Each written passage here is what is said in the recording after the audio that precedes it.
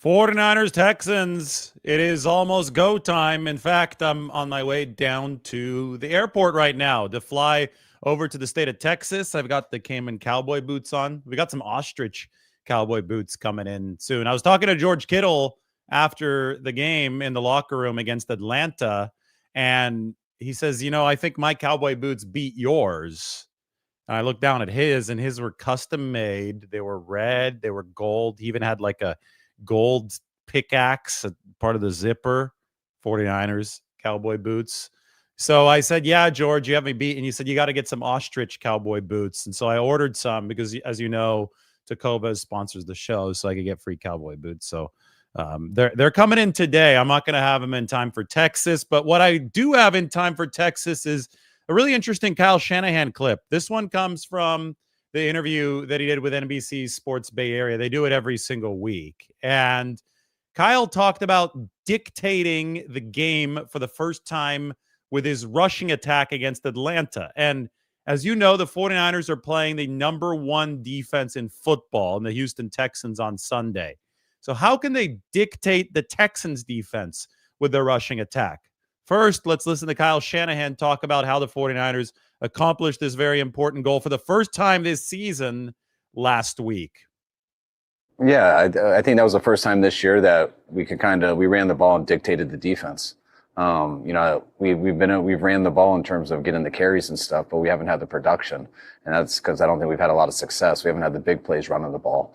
So I think in most of this year we've been running it to stay balanced. In that game, we ran it to control the game, which was a hard thing to do, but we did. The reason I said it to the team the night before is because I believed we had an opportunity to.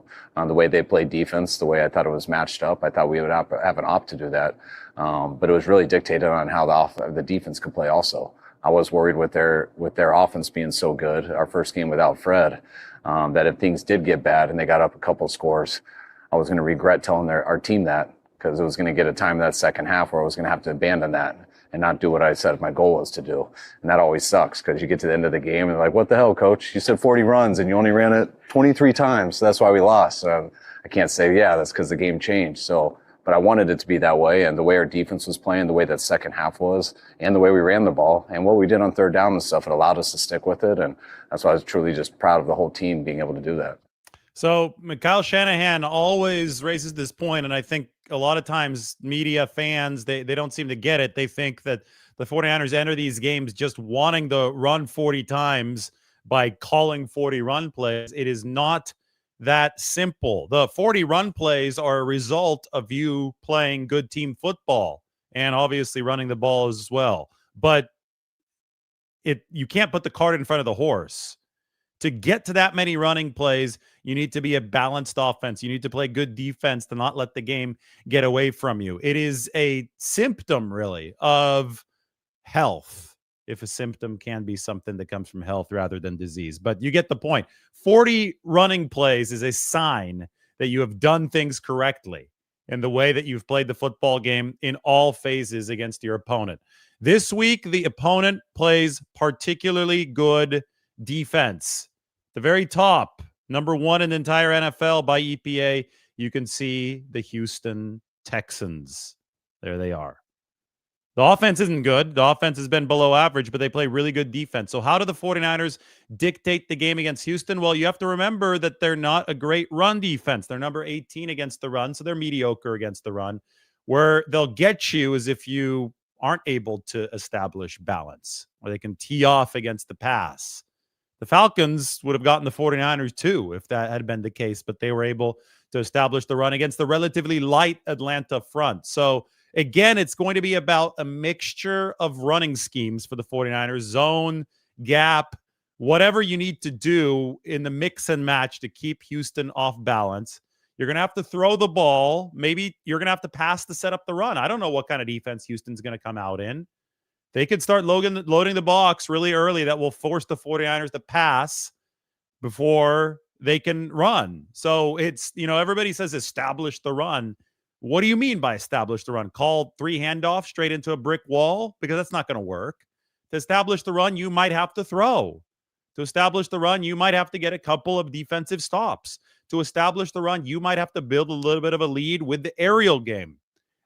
nobody knows for sure how it's going to play out on Sunday because nobody knows for sure what D'Amico Ryans is going to call to open this game against the 49ers. That's the big key. The way that they were able to get this done against the Atlanta Falcons was through balance.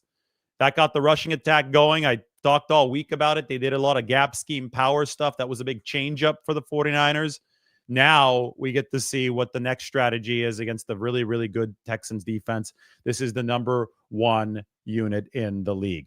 49ers roster moves are going to be coming out today. And to prime you for them, I know that we talked about it in the headline. We can look at what the 49ers 90-man looks like. Oops, those are the team tiers. We would rather stay on this page.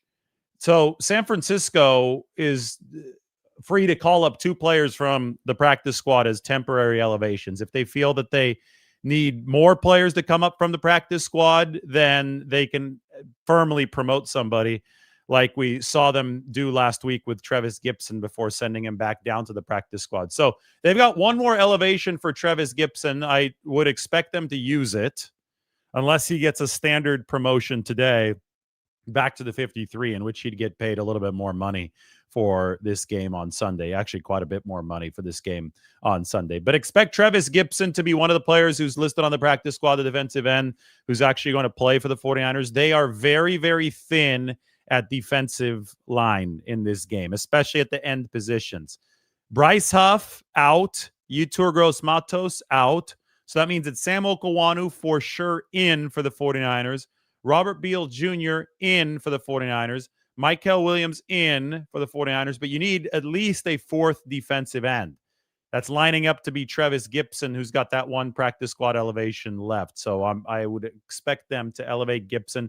But if they have 2 other positions that they need to tend to in this game, especially since Ricky Pearsall is again out, if they don't want Jordan Watkins to have to play, you might see the 49ers actually promote Malik Turner from the practice squad since he is out of elevations.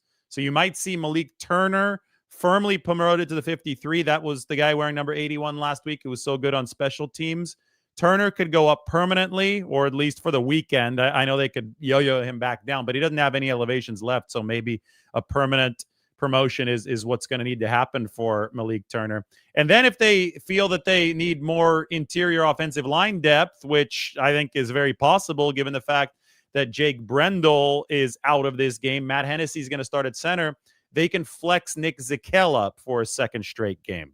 So your 2 elevations, Nick Zakelj for San Francisco and Trevis Gipson, his final elevation, and then perhaps Malik Turner to fill out the receiver room with Ricky Pearsall out, with Jordan Watkins maybe headed back to the inactive list. Maybe it could be Malik Turner getting that firm promotion for San Francisco. Couple things to talk about there. Yeah, we know that the defensive line and the ends are, that position's thin. We know that we've been talking about trades, and we'll continue talking about trades for about the next week and a half. The trade deadline is fast approaching. The 49ers have 2 games before that trade deadline. So first this game against the Texans, then the one against the New York Giants. We know that they're on the market looking for an edge rusher. We know that they haven't found anything that works just quite yet. Deadlines can produce diamonds, so perhaps that will allow something to crystallize in this regard. But for the time being, they've got to go against a relatively weak Houston Texans offensive line with what they have existing in the building. The Texans are particularly weak on the left side of the offensive line. So that's Arante Ursary, the rookie left tackle out of Minnesota, and Laken Tomlinson, the former 49er, who is the left guard. Will the 49ers overload that side? Who are they going to send pass rushing after that side? I think if Bryce Huff were available, it would be obvious. Bryce Huff would line up against the left side, but that's not the case here. Mykel Williams notched his first career sack a couple weeks ago against the Tampa Bay Buccaneers. He's a good pocket pusher. Sam Okawanu had his best career game last week against the Falcons with 5 pressures. Perhaps you line him up against that left side. Robert Beal Jr. still looking for his first career stat sheet production. And then Trevis Gipson, he's notched quite a few sacks over the course of his NFL career. I mean, this is a double-digit sack guy. So he's been there. He's done that. Maybe he is a bigger part of this 49ers rotation on the defensive line. Whatever they do, they've got to find a way to exploit Houston's offensive line, which has not been good in pass protection, especially on the left side this season. The other, area of concern that I brought through those roster moves is the offensive line for the 49ers. No Ben Barch yet. He's still on injured reserve. Jake Brendel out of this game with the hamstring injury. So Matt Hennessy is going to start at center. Okay, that's good. He played well last week. Maybe gives the 49ers a little bit more of a power gap scheme presence just because of the added size over what Jake Brendel brought to the table. Dominic Pooney looked a lot healthier last week. 49ers started playing downhill. Pooney looked better. I don't think that's an accident. Connor Colby at left guard is still trying to bridge the gap until the 49ers get back from the Ben Barch IR stint. And last week, the 49ers actually benched Colby for 4 snaps and put Nick Zakelj into the game. The problem is that Nick Zakelj is the 49ers' third-string center, and they're already on the second-string center in Matt Hennessy. I expect Zakelj to be elevated again, as I just said a few minutes ago, to be Hennessy's backup because that's such an important position. You can't just have the bottom fall out at center. So I expect Zakelj to be moved up. And then, even though they might think Zakelj is better than Colby, I don't think they're going to start Zakelj over Colby unless there's an absolute disaster at left guard against this good Texans defense, because you can't risk both Hennessy and Zakelj getting hurt while in the lineup at the same time, because then you'd be out of centers. But still, the machination has been in the 49ers' minds. The reason why they yanked Zakelj after the 4 snaps last week is because Brendel got hurt, and they didn't want to expose themselves to the risk that I just talked about at that left guard position. No Ricky Pearsall in this game. No Brock Purdy in this game. So 49ers still operating shorthanded offensively. I shared the good news with you yesterday that Brandon Ayuk might return to practice next week. And even if he doesn't, he is now on a week-to-week basis as opposed to a month-to-month. Or, there's an actual idea of when he might be back out there because he is hitting his markers. And once you get Brandon Ayuk back, well, then your run blocking is going to be so much better on the outside. That's something that's really been lacking for the 49ers. In fact, in the interview, Kyle Shanahan on NBC Sports Bay Area, he talked about the fact that because there was so much receiver turnover over the course of the offseason and training camp with injuries,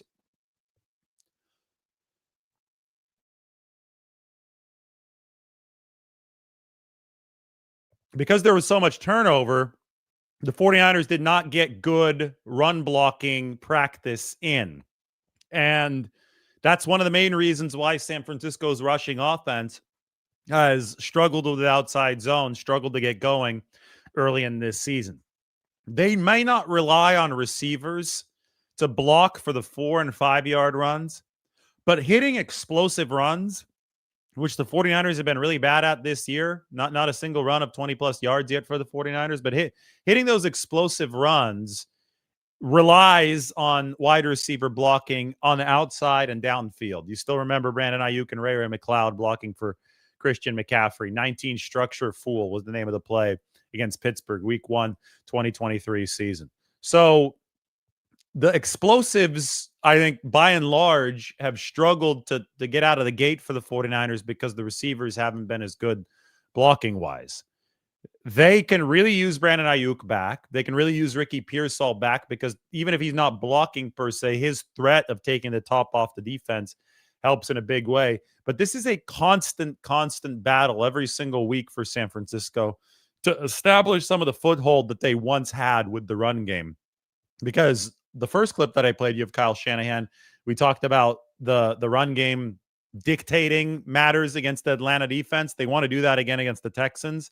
And then they want to use the run game, and they want to use Christian McCaffrey's versatility to set up a passing tree. One sets up the other. They're both tied together. And there's an awesome story coming from the game against the Falcons where Christian McCaffrey backed Atlanta into the end zone. He squatted a good 1,000 pounds as he was moving guys backwards. Matt Hennessy actually helped push him in. But to set that play up, Christian McCaffrey caught a 3rd and 13. And it was a special play, and it shows you just how good of a player Christian McCaffrey is, how good of an athlete he is. It shows you that he hasn't slowed down at all. He lined up about 6 yards behind the line of scrimmage, just to the left, a few yards to the left of Mac Jones, the quarterback. And he ran that little seam route, but starting 6 yards behind the line of scrimmage against DBs. And McCaffrey still had the burst to get open. You have to get to the spot, even though you're 6 yards behind the line. If you don't get to the spot, especially against an aggressive pass rush, well, your quarterback is going to be toast. McCaffrey got there, and the play yielded an awesome story because he actually had been leaving the game because he was tired. And Kyle Shanahan said, no, you got to get right back in there. Have a listen to Kyle about this epic play with Christian McCaffrey, which set up the touchdown. We knew how badly we wanted a touchdown so we could make it a 2-score game. And I can't think of what happened, whether we got a penalty or not the play before, but it got into that 3rd and long. And, it's hard to move the chains on 3rd and 10 plus. Guys play certain coverages that usually makes you check it down. I think it was 3rd and 13. But we had a specific play that we ended up finding that Tuesday that was in that part of the field that we were so excited to call on 3rd and long because we felt it was a good play for their coverage. But it was specifically for Christian if we got that look. He was the only one we practiced at it. He was the only one we asked to do this. And fortunately, I hadn't used it all game. We hadn't been in a 3rd and long. And it just happened that spot, it was the first 3rd and long in the game. I would have used it in the first quarter if that was our first 3rd and 15 or whatever. But we had it right then. It was actually the most important 3rd down of the game. And so it hit me so fast, like, oh, awesome, we still have this play for this moment. And right when I was calling it, he was walking off the field saying he needed one. And whenever he says he needs one because Christian's not taking himself out unless he's gassed or hurt. And so right when I did that, I was just like, no, you can't. And when he turns and runs back in, I'm like, unless you're hurt. But he can't hear me say that. Like, I don't want to send him back in if he's hurt. But if he's just gassed, I know he can suck it up for this one more play, especially if he knows what I'm calling. And that's what he did. And ran a hell of a route. Mac made a hell of a throw. And it's one of the reasons why we were able to breathe easy in that last minute of the game. So because they converted 3rd and 13, they were able to run and deliver the most epic power run of the game. Over the right side, Christian McCaffrey pushing his way in. I think Connor Colby doing a little bit of pulling.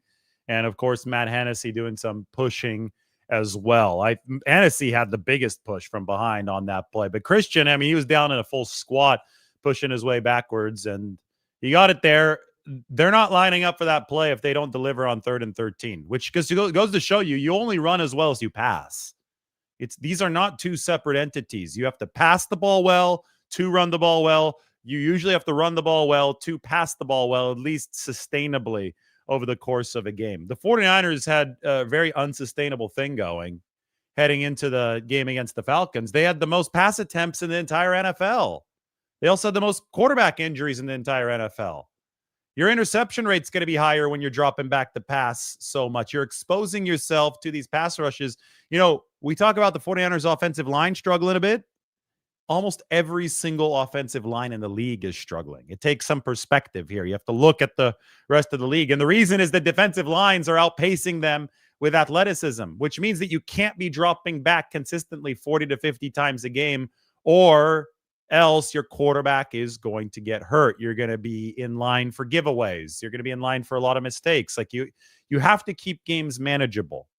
And the run game is how you keep them manageable. And the problem for the 49ers over the course of the first 6 weeks of the season has been that the run game wasn't delivering enough. They weren't popping off the explosives they need. They weren't putting the fear of the run into opposing defenses to the level where they would ease off their pass rush. And then the 49ers pass game had to sit back there, and it was gutsy from both Brock Purdy and Mac Jones. They stood there and they delivered, but it wasn't sustainable, as you could tell from the injury report every single week. You also tell from the 49ers win probability. They probably shouldn't be a 5-2 team right now based on the statistics, the advanced stats that they put up, but they've managed to overcome their deficiencies, so many of them fueled by injuries, to set themselves up for a 5-2. They've wanted enough high leverage moments and set themselves up for a lot of these returns coming up.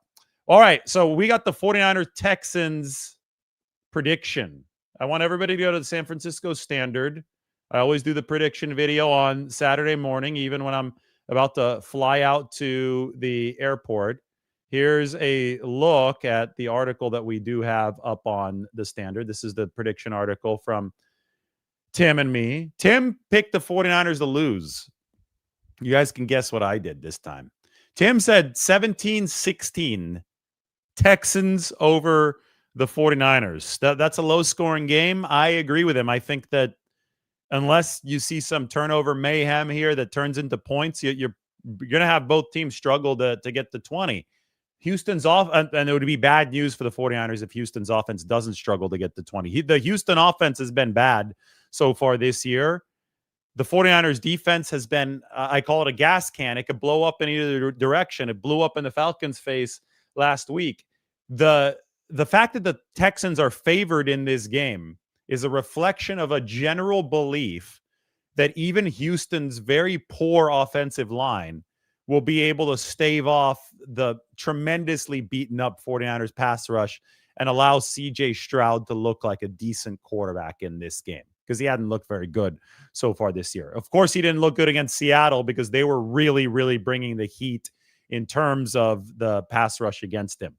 That being said, the 49ers have scrapped and clawed their way defensively to get to a point where they only gave up 10 to a very explosive Atlanta team last week. And you could talk yourself into, well, they might be missing Bryce Huff now, but there's not going to be any Nico Collins in this game. We're not going to see Christian Kirk in this game. Both of those receivers ruled out for the Texans. CJ Stroud has been bad. Offensive line has been atrocious, especially on the left side. You could say, okay, maybe the 49ers defense can hold Houston down as well. But I would just be very, very careful assuming that, given the fact that the 49ers are down one more piece of their pass rush. And at some point you hit that critical mass of losses to where the pass rush is non-existent and it's 7-on-7 football for the whole game. The 49ers won saving grace last week, even though the pass rush with Bryce Huff for some of those key downs was not able to get by a good Atlanta offensive line. The run stopping is the 49ers' big saving grace. And they were number 29 against the run last year. They couldn't stop anybody. There's nothing more demoralizing than not being able to stop the run in the NFL. They've improved to number 8 in EPA per play against the run this year. They are a top 10 run defense a year after being one of the worst run defenses in the league. That is absolutely remarkable. And it allows the 49ers defense to have a sort of baseline structure that keeps opposing offenses like hemmed in within a certain perimeter, as opposed to last year when it was a total jailbreak. So I always look at run defense as an effort thing. I look at it as, obviously there's a lot of technique and skill involved in everything in the NFL, but what separates teams that actually do stop the run versus those that get run over? So much of it is a youthful energy, exuberance, effort kind of thing, right? And the 49ers are rallying to the football. They're locked in from snap to snap. That's a credit to Robert Saleh. And even without Fred Warner and Nick Bosa, they have been slowing opposing run games to the point where they can keep that offense generally hemmed in. They might give up a 3rd and 13. They might give up a big pass play before the end of halftime. They might give up a big pass play at any time of the game. But as long as they keep on giving their pass rush chances, because they are generally stopping the run, they believe that ultimately at least one of the blitzes that Robert Saleh sends is going to hit, and it can disrupt the game, and it can create one of those high leverage plays that allows them to buck the odds, which they have so far on their way to a 5-2 record. But it would not surprise me if the lack of a pass rush in this game, the lack of horses there for the 49ers, does open a door for CJ Stroud. In which case, the 49ers offense would have to go above and beyond against this number 1 defense in all football. And these guys come downhill, right? These guys, I talked to Sebastian Valdez, the Hulk, yesterday in the locker room after practice. He won Scout Team Player of the Week because he was emulating the Houston defense. He was taking those defensive tackles in the middle. Tim Settle is one of them, and probably also emulating Rankins, who's the other defensive tackle for the Houston Texans. But he told me that they play so much like us. They pin their ears back and they attack, because DeMeco Ryans is the head coach of this team. I don't know if he's technically the coordinator. I think he's got somebody else calling the plays, but obviously he's got his fingerprints all over that defense. And they are so aggressive at the line of scrimmage that if you're the 49ers, you have to be ready to diffuse that aggressiveness. You have to be able to take that and run. Number 18 against the run for Houston. Must for San Francisco. Then even when you do have some control over game flow, the Texans have guys like Will Anderson Jr. and Danielle Hunter who are going to be able to pull a Bryce Huff. Remember Huff last week, that massive hit against Michael Penix, forced a fumble, and I thought that was really a tilting point of the game, and it came in a low leverage situation for Bryce Huff. It wasn't like they were pinning their ears back and going after the quarterback with reckless abandon. He just picked his spot, and he was skilled enough to get it done. Well, the Texans have guys who can do that. Like, even if you're running at 5 or 6 yards a pop on the opening drive, one play, one gamble from Will Anderson Jr., and all of a sudden Mac Jones is fumbling the football and he's on the ground, and it could destroy your entire game plan. So Mac has got to be very quick on his feet in this game. He needs to know when to take the profit, when to throw the ball away. I mean, even a sack might be okay in some situations, but you would like to avoid that. You don't ever want your quarterback to get touched. But the Texans generated 4 takeaways against the Seahawks last week.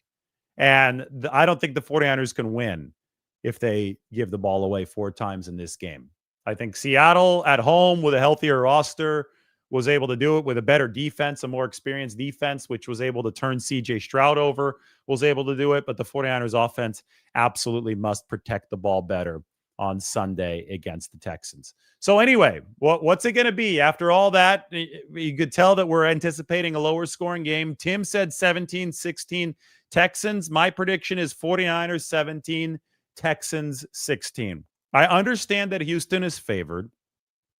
But last week when I predicted the 49ers to win, I thought they'd win gritty. I thought they'd win with the ground game. I thought they'd take advantage of the lighter offensive front.